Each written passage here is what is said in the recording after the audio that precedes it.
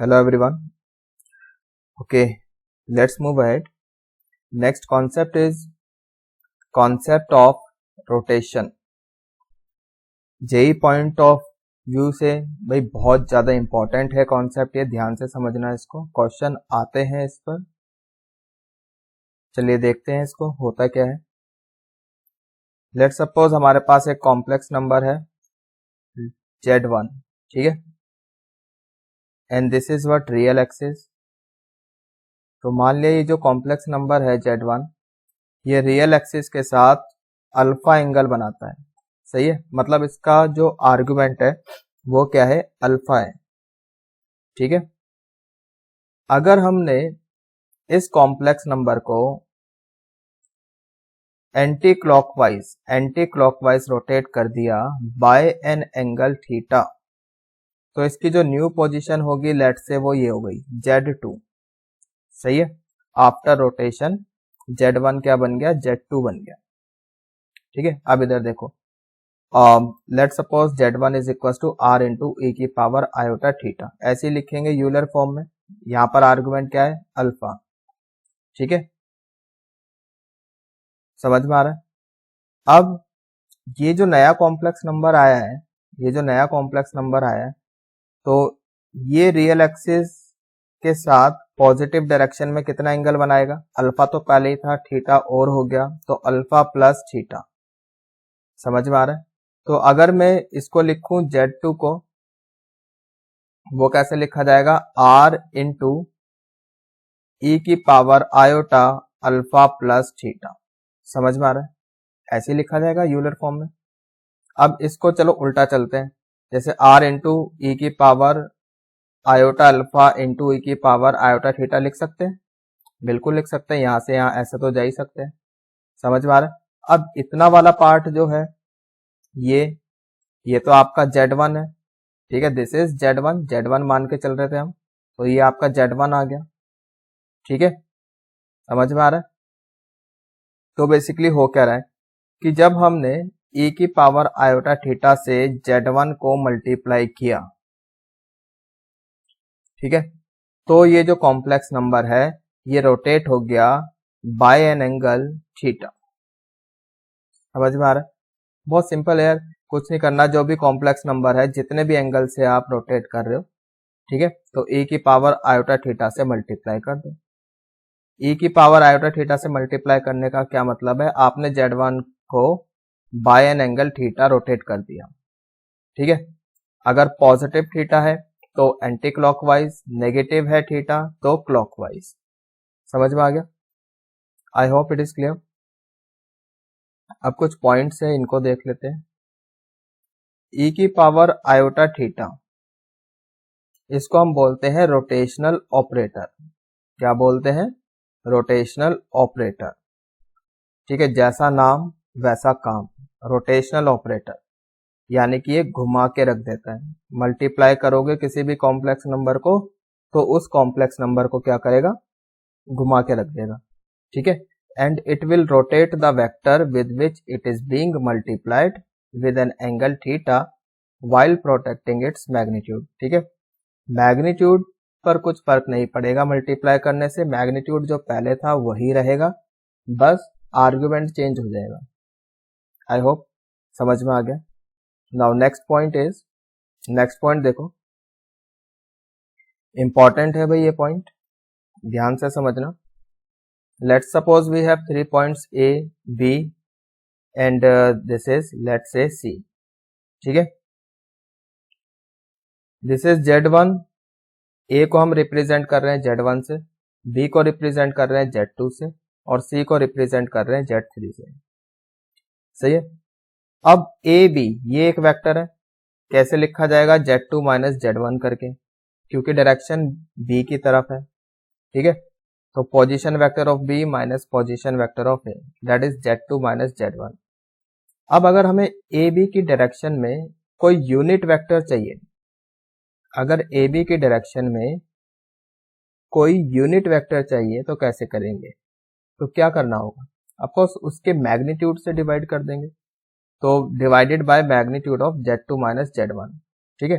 Vector की थोड़ी बहुत नॉलेज है तो पता होगा unit vector in the direction of given vector ऐसे निकालते हैं, वेक्टर को उसके मैग्नीट्यूड से डिवाइड कर देते हैं। तो ये क्या आ गया आपके पास, unit vector in the direction of A B. 1 minute के लिए इसको हम म्यू बोल देते हैं, ठीक है, यू या म्यू जो बोलना है बोल लो, ठीक है। Let's say this is you, इसको यू बोल दिया, तो ये आपका यूनिट वेक्टर हो गया। यहां तक सही है। अब हमने क्या करा, इसको आयोटा थीटा से मल्टीप्लाई किया। अब आयोटा थीटा तो क्या है, ये तो रोटेशनल ऑपरेटर है, ये तो इसको घुमा देगा by an angle theta anti clockwise, तो ये इसको घुमा देगा, यहां से यहां आ जाएगा, ठीक है, समझ में आ रहा है। तो अब ये एक नया वेक्टर बन जाएगा यहाँ पर v, तो let suppose this is v, तो v हो जाएगा u इंटू e की पावर आयोटा थीटा। ये चीज समझ में आ गई। अब u की वैल्यू रख दो यही वाली, तो ये आ जाएगा आपके पास, ये पूरी वैल्यू आ जाएगी Z3 यहाँ पर ये जो है u की वैल्यू तो बाद में रखेंगे, पहले आप क्या करो, देखो इधर जो v है यहां तक, ये क्या है, it's a unit vector in the direction of AC, AC की डायरेक्शन में यूनिट वेक्टर है, तो v किसके इक्वल हो जाएगा, Z3 minus Z1 divided by magnitude of Z3 minus Z1, ये इसके इक्वल हो जाएगा, यूनिट वेक्टर है, ठीक है। तो वही लिखा है यहाँ पर, इसको मल्टीप्लाई कर दिया इधर, तो magnitude of Z3 minus Z1 into v equal to Z3 minus Z1। यहां तक समझ में आ गया, I hope it is clear. तो अब यहाँ पर Z3 माइनस Z1 तो ये लिखा equals to mod of Z3 minus mod Z1 यहाँ पर है। ये जो v है, v की वैल्यू कितनी थी, u इंटू ई की पावर आयोटा थीटा, वो रख दिया यहाँ पर हमने, v की वैल्यू रख दी दोबारा से u इंटू ई की पावर आयोटा थीटा। यहां तक समझ में आ गया। नाउ अब देखो, अब हमने क्या किया, u की तो हमने वैल्यू रख दी, ये इतना आ गया आपके पास, v की वैल्यू रख के इतना आ गया, सही है। अब यहाँ पर u आ गया, अब u की भी वैल्यू रख दो, u क्या था, AB की डायरेक्शन में यूनिट वेक्टर था, that is Z2 minus Z1 over magnitude of Z2 minus Z1, सही है। e की पावर आयोटा थीटा अपनी जगह, यहां तक सही है। इसको हम नीचे लेकर आ गए यहाँ पर, सही है, Z3 minus Z1 over magnitude of Z3 minus Z1, इतना हो जाएगा ये आपका फाइनली, ठीक है, ये आ गया। अब आप देख सकते हो भाई, ये भी जो लेफ्ट साइड में लिखा है ये एक कॉम्प्लेक्स नंबर है, सही है, ये क्या है, एक कॉम्प्लेक्स नंबर है। ये पूरा कोई नंबर होगा, मतलब ये मैग्नीट्यूड है, तो कोई नंबर आ जाएगा पॉजिटिव नंबर, इंटू ए की पावर आयोटा थीटा, ठीक है। मतलब ये लेफ्ट हैंड साइड पे जो कॉम्प्लेक्स नंबर बनेगा उसका जो आर्गुमेंट है वो कितना हो जाएगा, थीटा, और थीटा क्या है यहाँ पर, दिस इज एंगल इंक्लूडेड, ये एंगल इंक्लूडेड है, ठीक है। एक बार फिगर दिखाता हूं आपको, यू कैन सी कि यहाँ पर जो थीटा है वो ये है, इनके बीच का एंगल है, एंगल इंक्लूडेड, ये चीज समझ में आई है। तो इसको आप मेमोराइज कैसे करोगे, कैसे याद रख सकते हो वो देख लो। Final vector over initial vector, ठीक है, final vector over initial vector, देखो इधर ये फाइनल वेक्टर था, एक बार फिगर बना लेते हैं ना इसका, ज्यादा सही रहेगा। देखो इधर A this is Z1, B this is Z2 and this is C Z3, और ये इनके बीच का एंगल। तो फाइनल वेक्टर क्या है यहाँ पर, ये वाला AC Z3 minus Z1 over Z2 minus Z1, क्या ये इनिशियल वेक्टर है। तो final vector over initial vector equals to, यहाँ पर फाइनल वेक्टर का ही मैग्नीट्यूड है, तो यहाँ पे जो भी फाइनल वेक्टर होगा उसका मैग्नीट्यूड, और यहाँ पर जो भी इनिशियल वेक्टर होगा उसका मैग्नीट्यूड इंटू ई की पावर आयोटा, इनके बीच में जो भी एंगल आ जाएगा वो हम यहाँ लिख देंगे, दैट इज एंगल इंक्लूडेड। समझ में आ गया। तो ये याद रखने का तरीका है और बहुत इंपॉर्टेंट है भाई ये कॉन्सेप्ट, ठीक है, ध्यान से इसको समझो। नहीं समझ में आया तो वीडियो को रिवाइंड करो और दोबारा से देखो, ठीक। नोट्स प्रॉपर बनाओ, ठीक है। आई होप कि आप लोग बना रहे होंगे नोट्स, नहीं बना रहे हो तो नहीं बनाना चाहते हो तो डिस्क्रिप्शन में जाओ, लिंक है, वहां से जाकर डाउनलोड करो। ठीक है, आपका टाइम बचेगा। चलिए एक आधा क्वेश्चन कर लेते हैं। हमारे पास एक ट्रायंगल है ABC, ये ट्रायंगल है। ठीक है, क्लॉकवाइज रोटेशन करना है, क्लॉकवाइज रोटेशन। तो इसको हमने, ये एक वेक्टर है BA, इसको रोटेट किया क्लॉकवाइज, तो फाइनल वेक्टर आ जाएगा BC। तो भाई final vector is BC, BC कितना है Z3 minus Z2 over initial vector BA that is Z1 minus Z2 equals to final vector का मैग्नीट्यूड ये हो जाएगा mod of Z3 minus Z2 divided by initial vector का magnitude that is mod of Z1 minus Z2 into e की power iota angle included. तो angle कितना है 60 degree, rotation कैसा है क्लॉकवाइज, इसीलिए यहाँ पर माइनस का साइन लगा है। सही है, तो e की पावर आयोटा माइनस π/3। समझ में आ गया। चलिए आगे चलते हैं। नाउ अब जैसे यहाँ पे A B initial vector, A C final vector, rotation कर रहे हैं एंटी क्लॉकवाइज, तो ऐसे ही लिखेंगे भाई final vector over initial vector. ठीक, मतलब ऐसे लिखा था ना, final vector over initial vector, यहाँ पर इसका मैग्नीट्यूड फाइनल वेक्टर का, इनिशियल वेक्टर का मैग्नीट्यूड e की पावर आयोटा एंगल इंक्लूडेड। सही है, एंगल इंक्लूडेड, जो भी इंक्लूडेड एंगल होगा, यहाँ पर थीटा है। तो भाई लेफ्ट साइड में ये एक वेक्टर है। ठीक है, ये पूरा इसका मैग्नीट्यूड हो जाएगा इस वेक्टर का, और ये आर्गुमेंट हो जाएगा। समझ में आ रहा है। तो जो भी इंक्लूडेड एंगल होगा वो आर्गुमेंट होगा। तो Z3 minus Z1 this is final vector over initial vector Z2 minus Z1, इसका जो आर्गुमेंट होगा that will B angle included, so theta. सही है, तो ध्यान रखें इसको। चलिए एक एग्जांपल करते हैं। We have a square ABCD, ये एक स्क्वायर है हमारे पास। ठीक है, क्वेश्चन में बोला हुआ है इट्स अ स्क्वायर। ABCD के जो कोऑर्डिनेट्स हैं जिनको हम कॉम्प्लेक्स नंबर से रिप्रेजेंट कर रहे हैं वो है Z1, Z2, Z3, Z4। तो आपको यहाँ पे निकालना है Z3 minus Z1 over Z1 minus Z2। सही है, Z3 माइनस Z1 यानी कि एक तो ये वेक्टर लिया, ठीक है, over Z1 minus Z2, Z1 की तरफ डायरेक्शन है। ठीक है, ये चीज है। तो मतलब इसको हमें ऐसे, since it's a free vector, तो अगर ऐसे है तो अपोजिट करना पड़ेगा, अपोजिट डायरेक्शन में जाना पड़ेगा ऐसे।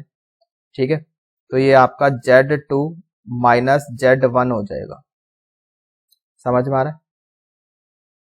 ठीक है, चलो आप इधर देखो, आप तो इस फिगर में देखो, ये फिगर हमने ऐसे बना लिया ABCD। ठीक है, तो अब जैसे ये क्या है Z1 माइनस Z2, इसका मतलब तो BA हो गया, BA हुआ। ठीक है, और ऊपर क्या है Z3 माइनस Z1, इसकी डायरेक्शन ये होगी। ठीक है, क्या बोल रहे हैं BA मतलब ये डायरेक्शन, और उसके बाद Z3 माइनस Z1 यानी Z3 की तरफ डायरेक्शन। अब ऐसे रोटेशन तो पॉसिबल नहीं है, ऐसे तो रोटेशन हो ही नहीं सकता। ठीक है, अगर ऐसे रोटेशन पॉसिबल होता तो फिर तो डायरेक्शन ऐसे होनी चाहिए थी, तब तो हम रोटेट कर सकते थे, बट अभी तो नहीं है। ठीक है, तो हमने क्या करा, ये जो लिखा है ना Z1 माइनस Z2, ये BA लिखा है यानी ये डायरेक्शन है, तो इसको हम ऐसे खिसका लेंगे नीचे की तरफ, ऐसे खिसका लेंगे। सही है, तो अलग से फिगर बना लिया यहाँ पे, तो BA को उठा के यहाँ रख दिया, तो ये हो गई डायरेक्शन। कर सकते हैं ना ऐसा, भाई फ्री वेक्टर है, कोई प्रॉब्लम तो है नहीं, सेम ही डायरेक्शन में उठा के कहीं भी रख दो। ठीक है, अब आप देखो भाई ये स्क्वायर है तो डायगोनल और साइड के बीच का एंगल 45 होता है, पता ही है। तो ये वाला यहाँ पे रख दिया उठा के, ये एंगल कितना हो जाएगा 135। सही है, अब हमें चाहिए Z3 माइनस Z1, तो हमें क्लॉकवाइज रोटेशन करना पड़ेगा। सही है, तो ये उठ के यहाँ पर आ जाएगा, इतना रोटेशन होगा। ठीक, तो final vector is Z3 minus Z1 over initial vector is Z1 minus Z2, इनका मैग्नीट्यूड आ जाएगा यहाँ पर, इनटू इनके बीच का एंगल e की पावर आयोटा, बीच का एंगल कितना है 3π/4 है। सही है। रोटेशन कैसा है, क्लॉकवाइज है, इसलिए एंगल क्या हो जाएगा -1। सही है, ये चीज समझ में आ गई। ओके, सो यहां तक आई थिंक कि समझ में आ गया होगा आपको। चलिए आगे चलते हैं। तो फाइनली इधर देखो, अब ये क्या है, it's a side of square. तो मान लिया चलो जो साइड है वो a है, ये क्या है डायगनल है, साइड किसी भी स्क्वायर की a है तो ये भी a है, तो डायगनल हो जाएगी a√2। ठीक है, पाइथागोरस लगा लो, आ जाएगी इतना। तो √2a, a से a कैंसल, और यहाँ पर e की power iota minus iota 3π/4, this will be equal to cos 3π/4 minus iota sin 3π/4, इतना हो जाएगा। √2 अपनी जगह है, cos 3π/4 की वैल्यू हो जाएगी यहाँ पर, हाँ जी, माइनस सेकेंड क्वाड्रेंट का एंगल है ना, सेकेंड क्वाड्रेंट का एंगल है, तो यहाँ पे cos नेगेटिव होता है, √2 बाहर है, दिस इज -1/√2, और साइन कितना हो जाएगा 1/√2, तो √2 बाहर आके कैंसिल हो जाएगा, we will get -1 minus iota, इतना हो जाएगा। So this is your answer. समझ में आ गया? I hope it is clear. अच्छा, इसी क्वेश्चन में if we are suppose to find out Z3, अगर हमें Z3 निकालना हो, Z3 तो वो कैसे निकालेंगे, Z3 भाई ये स्क्वायर था हमारे पास, A B C D, this is Z1 Z2 Z3 Z4। ठीक है, ये है, हमें निकालना है Z3, तो Z3 निकालना है, तो ये अभी हमने जस्ट प्रूव किया, Z3 minus Z1 over Z1 minus Z2 equal to -1 minus iota. Cross multiply कर लो, आ जाएगा। ऑफकोर्स Z1 Z2 की फॉर्म में ही आंसर आएगा, इसी की Z1 एंड Z2 की टर्म में ही आंसर लिखेंगे। ठीक है, तो बस क्रॉस मल्टीप्लाई करके जो आता है that will B answer.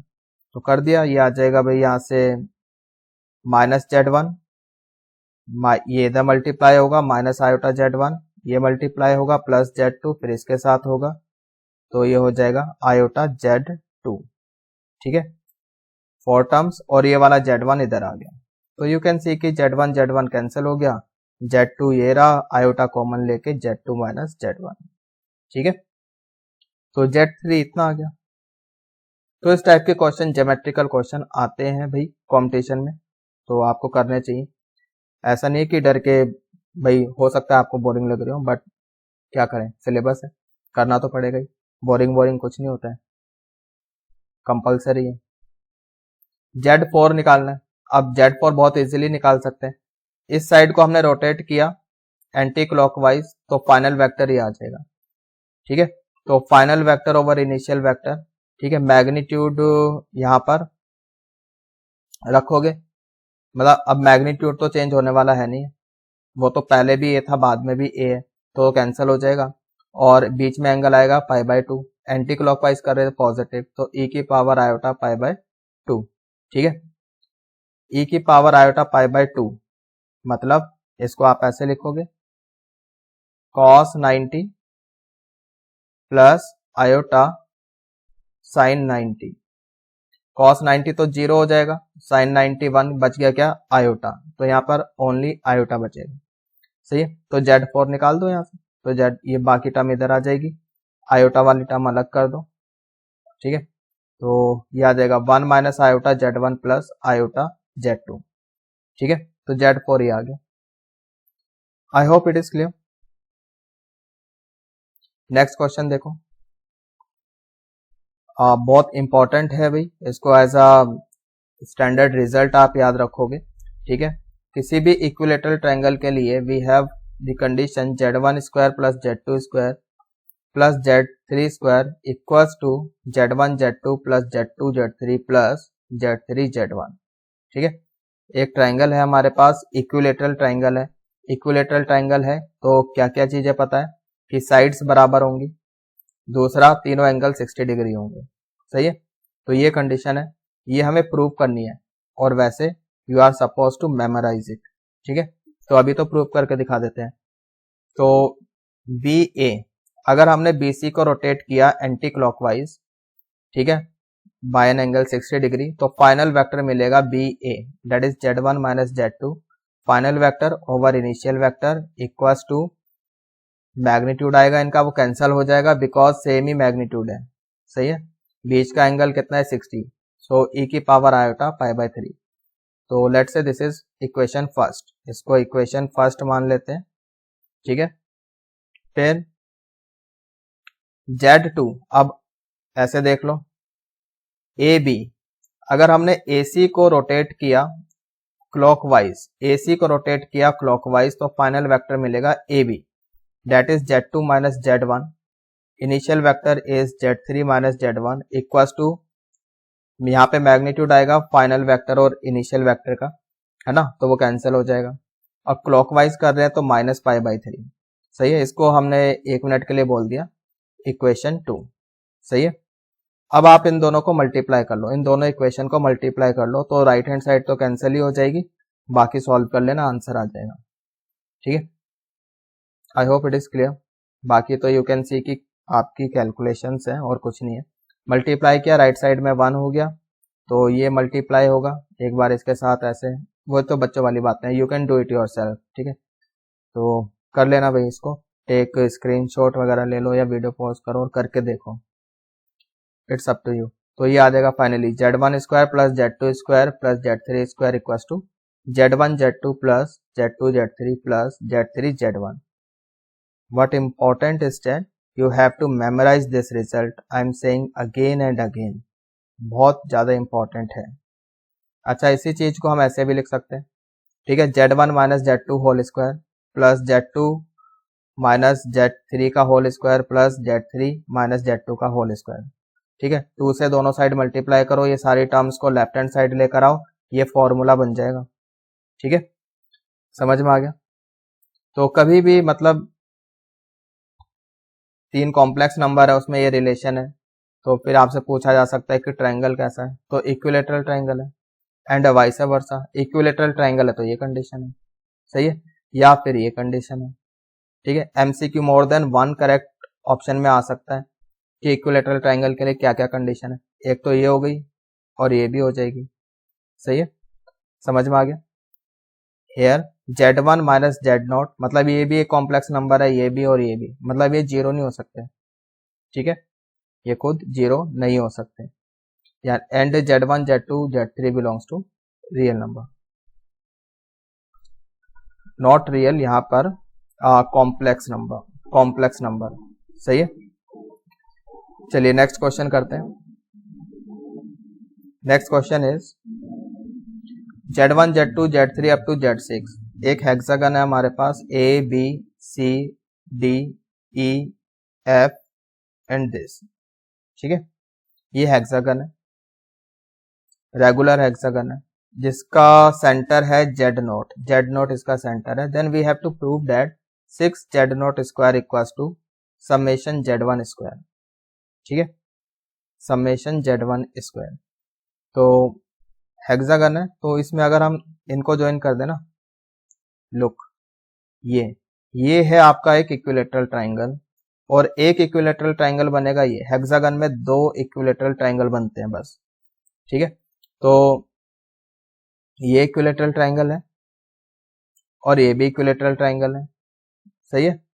So in triangle ACE अगर हम ये सेंटर है, इक्विलेटरल ट्रायंगल का सेंटर, ठीक है, वही होगा सेंट्रॉइड, ठीक, तो यहाँ पे centroid will be Z1 plus Z3 plus Z5 over 3, और BDF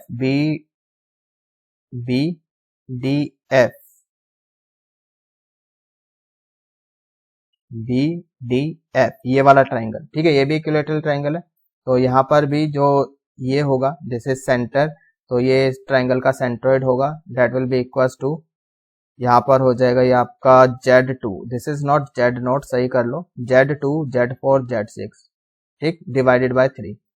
तो let's say this is equation first and this is second, ठीक है।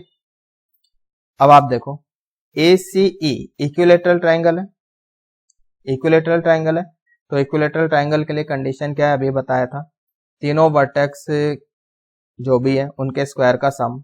यहाँ पर पहले इसके लिए बात कर रहे हैं हम ACE, we are talking about ACE, इसके लिए बात कर रहे हैं। तो Z1 का स्क्वायर, Z3 का स्क्वायर, Z5 का square, this is equal to Z1 Z3 Z3 Z5 plus Z5 Z1। ठीक है, ये चीज समझ में आ गई। ऐसे ही आप दूसरे वाले ट्राइंगल के लिए भी कर लो। ठीक है, दूसरे वाले ट्राइंगल के लिए भी ऐसे कर लो। नाउ जो इसको हमने फर्स्ट लेट किया था ना, देखो फर्स्ट इसको इधर मल्टीप्लाई करके स्क्वायरिंग कर लो दोनों साइड, और सेकंड वाले की भी कर लो स्क्वायरिंग फर्स्ट एंड सेकंड। तो यहाँ पे आ जाएगा 9Z स्क्वायर, सेकंड स्क्वायर करोगे वो भी 9Z स्क्वायर आ जाएगा। ठीक है, और यहाँ से कितना आ जाएगा आपका, भाई ये चीज थी ना Z1 स्क्वायर प्लस कौन कौन से वर्टेक्स थे देख लो जरा, यहाँ पर थे आपके Z1 Z3 Z5, तो यानी कि Z1 plus Z3 plus Z5 का होल स्क्वायर। यहाँ पे क्या किया गया है, Z1 दोनों साइड स्क्वायरिंग करिए ना, तो Z1 plus Z3 plus Z5 का होल स्क्वायर, यानी कि A plus B plus C का होल स्क्वायर। ठीक है, तो ये कुछ ऐसा हो जाएगा Z1 स्क्वायर, ठीक, plus Z3 square plus Z5 square plus 2 times Z1 Z3 plus 2 Z3 Z5 plus 2 Z5 Z1, इतना हो जाएगा। सिमिलरली यहाँ से भी सेकंड का स्क्वायर करोगे तो इतना आ जाएगा। उसके बाद इन दोनों को आप ऐड कर लो, दोनों इक्वेशन को ऐड कर लो, तो 9 plus 9 we will get 18Z square. तो यहाँ से भाई आपके पास आ जाएगा Z1 स्क्वायर, Z3 Z5 इन सब का स्क्वायर तो था, और सेकंड स्क्वायर जो ये वाली इक्वेशन का स्क्वायर किया था, यहाँ से आ जाएगा Z2 square, Z4 square, Z6 square. ठीक है, यहाँ तक समझ में आ गया। देखो बाकी मुझे यहाँ पर समझाने की जरूरत नहीं पड़नी चाहिए, ये तो कैलकुलेशंस आपको अब आगे खुद भी करनी चाहिए। ठीक है, लाइन ऑफ थिंकिंग पता चल गई, बाकी तो pause video, do it yourself. ठीक है, बट फिर भी चलो एक बार बता देता हूँ। 2 टाइम्स ये था हमारे पास Z1 Z3 Z3 Z5 Z5 Z1 plus 2 times Z2 Z4 Z4 Z6 Z6 Z2। अभी हमने ऊपर पढ़ा कि भाई इक्विलेटरल ट्राइंगल तो एक इसके बराबर होगा, Z1 square Z3 square plus Z5 square इसके बराबर होगा। ये भी आपका इक्विलेटरल ट्राइंगल से आया था, तो Z2 square Z4 square Z6 square, सही है। बाकी अब यहाँ पर सारी चीजें Z1 स्क्वायर 3 टाइम्स है, Z2 स्क्वायर भी 3 टाइम्स है, सब 3 बार ही है, तो लिख सकते हैं 3 times Z1 square Z2 square up to Z6 square. ये कैंसिल हो जाएगा, 6 आ जाएगा, तो 6Z0 square equals to summation Z1 square. यहां तक समझ में आ गया? I hope it is clear, यहां तक तो समझ में आ गया होगा। आगे चलते हैं। ओके, नेक्स्ट देखो जरा इधर। ओके, अब इधर देखो जरा, ABCD are given, find the coordinates. अगर ACBD, अगर ये दो पैरेलल लाइंस हैं और ये आपके पास वर्टेक्स है Z1, B क्या है Z2, C Z3, D Z4, और ये ठीक है, AC एक वेक्टर है, BD एक वेक्टर है, दोनों पैरेलल वेक्टर है। ठीक है, अगर वेक्टर्स की थोड़ी बहुत नॉलेज है तो पता होगा, अगर दो वेक्टर्स पैरेलल है या फिर बोल सकते हैं कोलिनियर है। ठीक है, दो वेक्टर्स कोलिनियर है या पैरेलल है। ठीक है, तो this is the condition, Z3 minus Z1 ये एक वेक्टर हो गया, यानी ऐसे लिखेंगे AC vector parallel to BD vector. ठीक है, कंडीशन क्या हो गई, AC is equal to lambda times BD vector, सही है। तो वही लिखा है यहाँ पर, Z3 minus Z1 equal to lambda times Z4 minus Z2। समझ में आ गया? बाकी इसको नीचे भी ले जाओ, Z3 minus Z1 over Z4 minus Z2 equal to lambda. अब लैम्डा क्या है, रियल है, तो मतलब ये एक कॉम्प्लेक्स नंबर आ गया। ठीक है, विच इज प्योरली रियल। समझ में आ रहा है? यानी कि अगर दो वेक्टर्स पैरेलल है दो वेक्टर्स पैरेलल है, या फिर मतलब ऐसे बोल दिया दो कॉम्प्लेक्स नंबर है, ठीक है, दो पॉइंट्स का मतलब समझो आप ए सी और बी डी मतलब ऐसे पैरेलल है, तो इनका अगर आप डिवीजन करते हो ए सी बाय बी डी करके, है ना, ए सी बाय बी डी, तो वो खुद एक कॉम्प्लेक्स नंबर आएगा विच is purely real, which is purely real. समझ में आ गया? अब भाई अगर कोई भी कॉम्प्लेक्स नंबर प्योरली रियल है तो मतलब वो रियल एक्सिस पे लाई करेगा, ठीक है, यहाँ पर, तो यहाँ पर z will be equal to its conjugate. समझ में आ रहा है? ये सारी प्रॉपर्टीज हम पहले बता चुके हैं, है ना, प्रीवियस लेक्चर में कर चुके हैं सब। तो ये कॉम्प्लेक्स नंबर है, this will be equal to its conjugate, ये अपने ही कॉन्जुगेट के बराबर होगा। समझ में आ रहा है? तो बस यहाँ पे ध्यान रखना है भाई, अगर ये पैरेलल है, इस तरह से दो वेक्टर्स पैरेलल दिए हैं, तो दिस इज द कंडीशन, मतलब वो प्योरली रियल आ जाएगा। यहाँ पर z3 minus z1 over z4 minus z2 is purely real. कोई भी कॉम्प्लेक्स नंबर प्योरली रियल है, इस बात का क्या मतलब है कि complex number will be equal to its conjugate, वो अपने ही कॉन्जुगेट के बराबर होगा। सही है, ये चीज समझ में आ गई। बाय प्रॉपर्टी ऑफ कॉन्जुगेट, यहाँ पे होल कॉन्जुगेट है, अलग अलग कॉन्जुगेट ले सकते हैं, तो सबके ऊपर अलग अलग कॉन्जुगेट आ जाएगा। ये चीज समझ में आ गई। अच्छा, वन मोर थिंग कि भैया ये तो खुद एक कॉम्प्लेक्स नंबर आया है which is purely real. Purely real बोलने का क्या मतलब है? कॉम्प्लेक्स नंबर रियल एक्सिस के ऊपर है, ठीक है। अब वो यहाँ भी हो सकता है या फिर यहाँ भी हो सकता है। अगर यहाँ पर है तो ऑफकोर्स आर्गुमेंट 0 है, यहाँ पर है तो आर्गुमेंट कितना हो जाएगा? पाई। तो argument of this complex number will B इधर 0 और पाई। ये चीज समझ में आ गई? Okay fine. तो अब कुछ नोट्स है, कुछ पॉइंट्स है, इंपॉर्टेंट पॉइंट्स, इनको लिख लो। इफ z एंड w, ठीक है, आर कॉलिनियर वेक्टर्स, अगर ये कॉलिनियर वेक्टर्स हैं तो z ओवर w ये खुद एक कॉम्प्लेक्स नंबर होगा, ठीक है। अब की बार मतलब जो किसके रिस्पेक्ट में बात हो रही है? ओरिजिन, दूसरा पॉइंट ओरिजिन ले लेंगे, ठीक है भाई। अब के बाद दो ही कॉम्प्लेक्स नंबर दे दिए ना, अभी तो जो हमने कॉन्सेप्ट पढ़ा वहां पे तो ऐसे था ए बी सी डी करके, है ना, तो दो पॉइंट से हम कॉम्प्लेक्स नंबर बना रहे थे, वेक्टर्स बना रहे थे, ठीक है। तो अभी तो क्या है, दो जेड और डब्ल्यू, तो इसको हम जेड के मतलब ओरिजिन के रिस्पेक्ट में ले सकते हैं, ठीक है। नहीं, यहाँ पे तो मतलब ठीक तो है यार, यहाँ पे तो कॉम्प्लेक्स नंबर बोला ही नहीं है, ठीक है। अभी जो मैंने बोला वो गलत नहीं बोला, मैंने कॉम्प्लेक्स नंबर कंसीडर करके बोला, ठीक है। बट यहाँ पर तो ये कॉलिनियर वेक्टर्स ही है, ठीक है। आप फिर से एक बार समझो, जैसे अभी हमने लिखा था ए सी बी डी, तो ए सी खुद एक वेक्टर बना था, तो इसको हमने अब की बार जेड बोल दिया। बी डी एक वेक्टर बना था, ठीक है, इसको हमने डब्ल्यू बोल दिया। अभी जो हमने ऊपर कॉन्सेप्ट पढ़ा वहां तो ऐसे पॉइंट्स दिए थे, ठीक है, इस तरह से पॉइंट गिवन थे, तो फिर हमने ए सी एक वेक्टर बनाया जिसको हम जेड बोल रहे हैं, बी डी एक वेक्टर बनाया यहाँ पर जिसको हम डब्ल्यू बोल रहे हैं, ठीक है। दीज आर कॉलिनियर वेक्टर्स और we can say parallel vectors. Vectors में पैरेलल और कॉलिनियर एक ही बात है, ठीक है, समझ में आ गया।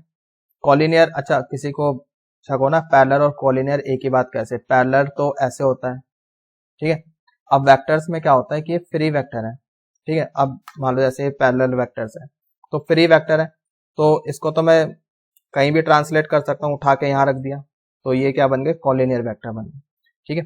तो इसी डायरेक्शन में उठा के मैंने इसको यहाँ रख दिया, तो ये कॉलिनियर हो गए, सही है। तो z ओवर w ये खुद एक कॉम्प्लेक्स नंबर होगा, सिंस कॉलिनियर है तो 0 और पाई इसका आर्गुमेंट होगा, ठीक है, because this is what? Purely real, ये प्योरली रियल है, जस्ट अभी पढ़ा, ठीक है। प्योरली रियल है तो आर्गुमेंट 0 होगा या पाई होगा, since this is purely real.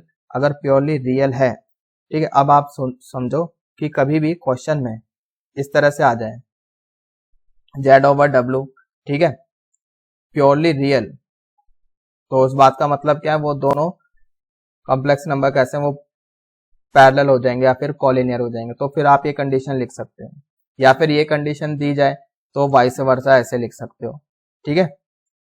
तो 3-4 चीजें ये सारी इंटर रिलेटेड है, ठीक है। अगर क्वेश्चन में कभी ऐसा दिया जाता है Z and W R collinear vectors, it means कि इनडायरेक्टली आपको क्या दिया जा रहा है, R1 R2 R3 ये सब आपको दिया जा रहा है इनडायरेक्टली। तो ये सारी चीजें आपके माइंड में एकदम आ जानी चाहिए, ठीक है। R1 argument of Z1 Z over W will B 0 या फिर पाई, Z over W will B purely real, मतलब ऐसे लिख सकते हैं Z अगर प्योरली रियल है ये कॉम्प्लेक्स नंबर, तो this complex number will be equal to its conjugate, तो इसी के कॉन्जुगेट के बराबर होगा, सही है। तो Z over W will be equal to Z conjugate over W conjugate. तो ये 3 पॉइंट से ध्यान रखना है अगर Z और W कॉलिनियर वेक्टर्स हैं। बार बार बोल रहा हूँ, आई थिंक मैंने ओवर एक्सप्लेन कर दिया है, ठीक है, इंपॉर्टेंट है इसलिए बार बार बोल रहा हूँ। ये तो हो गई पैरेलल या फिर कॉलिनियर की बात, ठीक है। अगर दो वेक्टर्स आपस में परपेंडिकुलर हो जाए, Z and W are perpendicular vectors, तो क्या होगा, Z ओवर W इसका जो आर्गुमेंट होगा that will be plus minus 90, सही है, क्योंकि उसके बीच का जो एंगल होगा 90 हो जाएगा। तो यानी argument of Z over W will be π/2, सही है। अब इस बात का मतलब क्या है, मतलब ये प्योरली इमेजिनरी, अगर आर्गुमेंट प्लस माइनस 90 आ रहा है मतलब कि ये जो कॉम्प्लेक्स नंबर है इमेजिनरी एक्सिस के ऊपर लाई करता है, यहाँ पर कहीं यहाँ पर होगा या फिर यहाँ पर होगा, यहाँ हो गया तो π/2, यहाँ हो गया तो माइनस π/2, सही है, समझ में आ रहा है। It means Z over W is purely imaginary. अब प्योरली इमेजिनरी है तो मतलब ऐसे लिख सकते हैं Z over W is equal to iota lambda, ठीक है। अब कभी भी कॉम्प्लेक्स नंबर प्योरली इमेजिनरी बोला जाए तो उसको आप इक्वल टू आयोटा लैम्डा करके लिख सकते हो, सही है, that is Z equal to iota lambda W, ठीक है। लैम्डा क्या है, यहाँ पर रियल नंबर है। अब कोई भी कॉम्प्लेक्स नंबर है विच इज प्योरली इमेजिनरी, मान लो कि यहाँ पर है तो इसका जो कॉन्जुगेट होगा यहाँ पर होगा, है ना, and this will be equal to minus Z, सही है, ये सब हम बता चुके हैं पहले भी। तो Z ओवर W एक कॉम्प्लेक्स नंबर है विच इज प्योरली इमेजिनरी, तो ये this will be equal to minus of its conjugate, यानी conjugate of Z over conjugate of W, सही है, इधर आके प्लस हो जाएगा। सो रिमेंबर दिस, अगर परपेंडिकुलर वेक्टर्स है so this is the condition, Z over W plus its conjugate of Z over conjugate of W, तो यहाँ पर इसका भी कॉन्जुगेट है, ठीक है, इसका भी कॉन्जुगेट है, सही कर लो, फाइन। चलिए अब इधर आ जाओ, find foot of perpendicular from A to line BC। एक पॉइंट है A, ठीक है, Z1 से रिप्रेजेंट कर रहे हैं, एक लाइन है BC joining 2 points Z2 and Z3। Foot of perpendicular निकालना है, मतलब we have to find out this point E Z5, ठीक है। तो जो बच्चे कोऑर्डिनेट ज्योमेट्री पढ़ चुके हैं, मतलब जो स्ट्रेट लाइन कर चुके हैं, तो यहाँ पर तो क्या है, हमें पता है कॉम्प्लेक्स नंबर के करस्पॉन्डिंग हम पॉइंट लिख सकते हैं। तो ये एक पॉइंट है, ये एक पॉइंट है, ये भी एक पॉइंट है, ये निकालना है। तो वो बच्चे बहुत इजीली निकाल सकते हैं जो बच्चे स्ट्रेट लाइन कर चुके हैं, ठीक है। जो बच्चे जस्ट +1 में आए उनके लिए थोड़ा मुश्किल है, तो उनको अभी करना भी नहीं चाहिए, पहले स्ट्रेट लाइन वगैरह कर लो। जो बच्चे +2 में है, +2 पास आउट है, वो तो कर ही लेंगे, ठीक है। तो यहाँ पे कॉम्प्लेक्स नंबर का यूज भी ना करें तो भी ये क्वेश्चन हो जाएगा, ठीक है। ये तो अभी इन जनरल है, बाकी क्वेश्चन आएगा तो क्या होगा, ये पॉइंट्स तो दिए जाएंगे ना, तो ये लाइन आप बना लोगे, ये पॉइंट आपको पता चल जाएगा, corresponding to a complex number we can locate a point, ठीक है। तो इस पॉइंट से हमें ये निकालना है, वो आप निकाल सकते हो भाई। इसका स्लोप निकालोगे, इस लाइन का स्लोप आ जाएगा, पॉइंट पता ही है, पॉइंट स्लोप फॉर्म से लाइन की इक्वेशन आ जाएगी, इस लाइन की इक्वेशन आ जाएगी, दोनों को आपस में सॉल्व करोगे ई आ जाएगा, that is foot of perpendicular. अगर इमेज पूछी जाती है इसकी तो इसको फर्दर आई होप कि इमेज वाला कॉन्सेप्ट भी पता होगा, तो ये निकल जाएगा, this is foot of perpendicular. अगर इमेज पूछी जाती है तो इमेज के लिए भी दिस, ये जो फुट ऑफ परपेंडिकुलर होगा मिड पॉइंट हो जाएगा। तो ए ई एंड ए डैश में मिड पॉइंट फॉर्मूला लगा लो, मिड पॉइंट फॉर्मूले से ए डैश आ जाएगा, यानी कि इमेज भी आ जाएगी। तो मतलब कॉम्प्लेक्स नंबर को जो कोऑर्डिनेट ज्योमेट्री में आ रहे हैं कॉम्प्लेक्स नंबर, उसको आप ऐसे कन्वर्ट भी कर सकते हैं, ठीक है, तो यहाँ पे ये स्ट्रेट लाइन में कन्वर्ट हो जाएगा, क्वेश्चन हो जाएगा आपका। सही है, अब कॉम्प्लेक्स नंबर में कैसे करेंगे वो देख लो। अभी हमने ये ए ई बी सी के परपेंडिकुलर है, तो जस्ट अभी हमने कॉन्सेप्ट पढ़ा अभी ऊपर। ठीक है, तो यहाँ पर क्या होगा, ए ई, यहां से एक वेक्टर बना लो वेक्टर बनेगा Z5, Z5 ये इसके परपेंडिकुलर है ना, तो Z5 minus Z1 over Z2, यहां पर भी माइनस आएगा, इसको माइनस करो, माइनस Z3, ये वेक्टर बन गया। अब ये क्या है, प्योरली इमेजिनरी है ना, तो Z equal to minus this, तो इधर आके प्लस हो जाएगा। तो ठीक है, वही चीज जो अभी यहाँ पे बताई थी थोड़ी देर पहले, देखो इधर यही तो बता रहे हैं, Z over W plus conjugate of Z over conjugate of omega, यही लगा रहे हैं कॉन्सेप्ट। ठीक है, समझ में आ गया। तो मान लिया this is equation first, this is equation first. दूसरा BE एंड EC, ये क्या है, कॉलिनियर है, BE EC कॉलिनियर है, पैरेलल है, तो उससे पहले जो कंडीशन बताई थी। ठीक है, तो यानी कि यहाँ पे Z5 minus Z2, BE Z5 minus Z2, EC Z3 over Z3 minus Z5। ठीक है, समझ में आ रहा है, Z2 माइनस ZE, EC इसको कैसे लिखा है, Z2 EC, ये पूरा ही लिख दिया, BC लिख दिया, EC ना लिख के BC लिख दिया। चलो BC भी चल जाएगा, कोई प्रॉब्लम नहीं है, क्योंकि BC भी तो कॉलिनियर ही है, तो इसको BC कर लो। ठीक है, तो BC जब करोगे तो लिख सकते हो Z2 माइनस Z3। ठीक है, ऐसे भी चल जाएगा, तो इसके कॉलिनियर है, तो ये वेक्टर क्या हो जाएगा, this will B purely real, purely real है, तो ये अपने ही कॉन्जुगेट के बराबर होगा, तो लेफ्ट साइड में आके माइनस हो जाएगा। सही है, कॉन्जुगेट मतलब सबका अलग अलग कॉन्जुगेट ले सकते हैं, ये सब कॉन्जुगेट हो जाएगा। अब इसको सेकंड बोल दिया, उठा के सॉल्व कर दिया, दोनों को सॉल्व करना है, अब वो आपके ऊपर है यार कैसे सॉल्व करोगे, बाकी मैंने आपको लाइन ऑफ थिंकिंग बता दी है। ठीक है, ये तो इन जनरल था, तो कॉम्प्लेक्स नंबर की फॉर्म में कभी मत सॉल्व करना है, इसको हमेशा स्ट्रेट लाइन में कन्वर्ट करके सॉल्व कर लेना। क्वेश्चन नंबर 3, क्वेश्चन नंबर 3 ये देख लो जरा, find ortho centre of OAB, OAB, O origin है और A Z1 है, B Z2 है। ठीक है, तो OH आगे इसको एक्सटेंड करोगे, ऑर्थो सेंटर की बात हो रही है, यानी कि ये परपेंडिकुलर है टू AB, यानी OH एक वेक्टर बनेगा which is perpendicular to AB।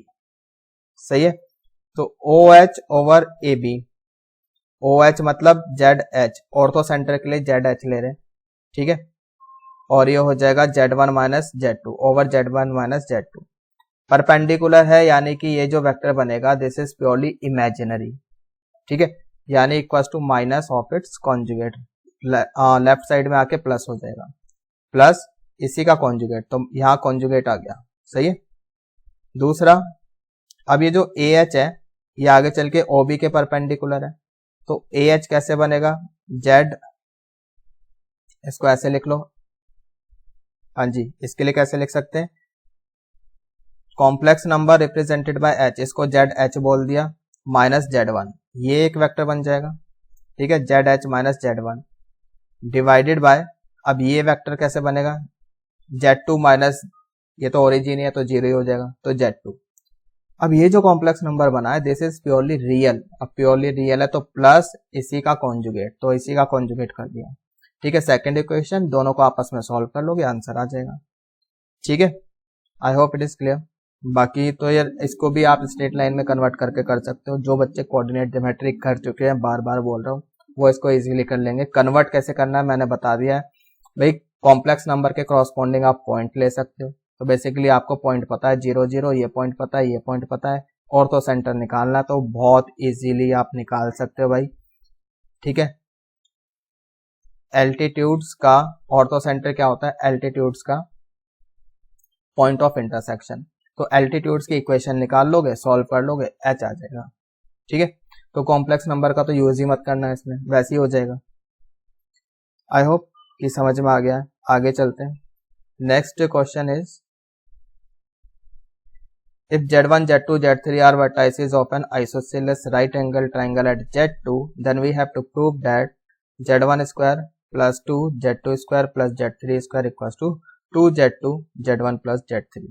ठीक है, तो ठीक है, एक ट्राइंगल बनाते हैं, right angle isosceles triangle at B. तो इस पे 90 डिग्री होगा Z2 पर, A Z1 C Z3। तो ये प्रूव करना है, आइसोसेलेस है तो ये मैग्नीट्यूड बराबर रहेगा, साइड्स, ये दोनों साइड्स बराबर है।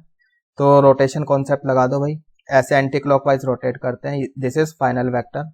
तो Z1 minus Z2 over Z, this is initial vector.